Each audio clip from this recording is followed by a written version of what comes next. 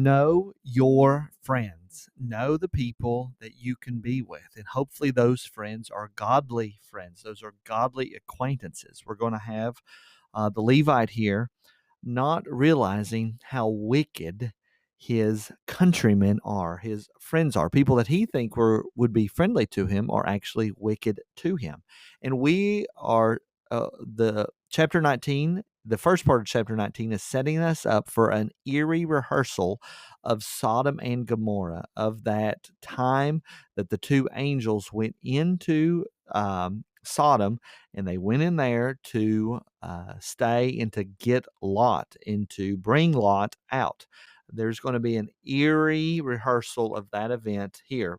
Again, this is to show that the Israelites have become just like Sodom and Gomorrah were. They've become like the Canaanites. So in those days, when there was no king in Israel, we have that rehearsal of that statement. God should be their king, but Israel is not submitting themselves unto the King of Kings. We see that a Levite took to himself a concubine. So he didn't take to himself a wife, he took to himself a concubine. We know one man, one woman together forever. That is God's intention at the very beginning. And so he's taking for himself not a wife, but a concubine. Perhaps he had another wife. I'm assuming that's probably what it is. But see, unhealthy, not good marriages. And we see many of the Old Testament saints had these improper marriages. But that would be a sin to avoid. Make sure we are doing marriage, make sure we're doing all our relationships God's way. So she was unfaithful to him and went back to her father's house in Bethlehem and stayed there for 4 months. Then the Levite went down to Bethlehem to get his wife or to get his concubine. And her husband arose and went after her to speak kindly to her and to bring her back. And when her dad saw the Levite arrive, he came out with joy to meet him, and he made him stay and remained with him 3 days. So for 3 days, the Levite stayed with this lady's dad. And on the fourth day, he had rose early in the morning. He was preparing to go, had a long journey ahead, and he planned to get up in the morning and go. But the girl's father said, "No, why don't we eat? Strengthen your heart with a morsel of bread, and after that you may go."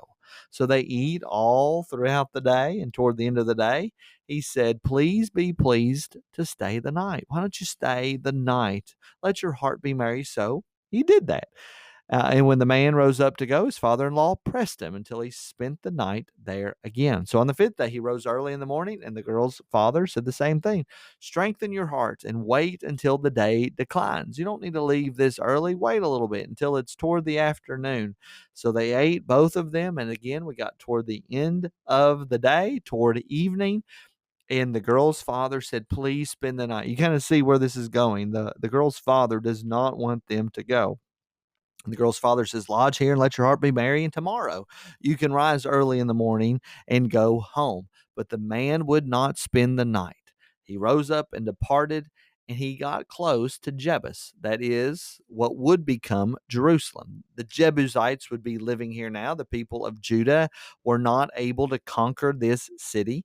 Uh, they would do that under King David. So there's Jebus, that would be Jerusalem, the capital city of Israel, the place where the tabernacle would be. And he had with him a couple of saddled donkeys, and his concubine was with him. And when they were near Jebus, the day was nearly over. And the servant said to the Levite, said to his master, he said, "Come, let us go stay with the Jebusites. Let's go stay there." Now, we would be thinking these would be the people we would not want to stay with. These are the Canaanites. These are evil people. And so the master then says, the Levite says, we're not going to stay here. We're not going to the city of foreigners. We need to go to the people of Israel. We'll pass on to Gibeah. We'll stay at Gibeah or at Ramah, which belongs to the tribe of Benjamin. We'll stay with the Benjamites because they're going to be much kinder than the um, they will be much kinder than the Jebusites. Well, that ends up not being the case. The Benjamites end up being extremely horrid. They end up being evil. And so he went in and sat down in the open square for the city, for no one took them into his house to spend the night.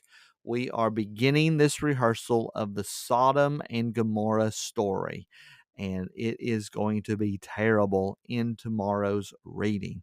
We need to know who our friends are. We need to make sure that we are partnering up and coming beside those that are godly, those that are righteous, those that are in Christ.